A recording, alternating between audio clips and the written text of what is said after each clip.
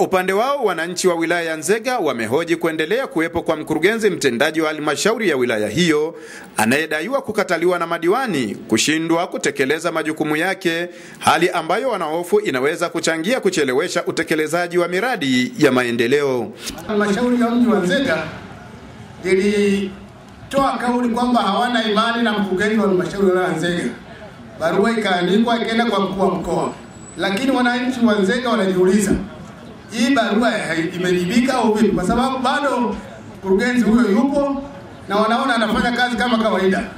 Gulioni siku za Jumatano hasa kuna watu wengi sana, lakini choo ni hakuna. Wanateseka wauzaji wa huko, wanahangaika wateja wa hapo. Choo kilishaka chimbwa miaka mingi, lakini wanapata shida pa kujisaidia. Kauli mbiu ya serikali yetu ni kwamba kilimo kwanza. Lakini tunachoshangaza ni kuona kwamba kuna wanachuo wamemaliza mafunzo ya kilimo lakini mpaka leo bado hawajaajiriwa.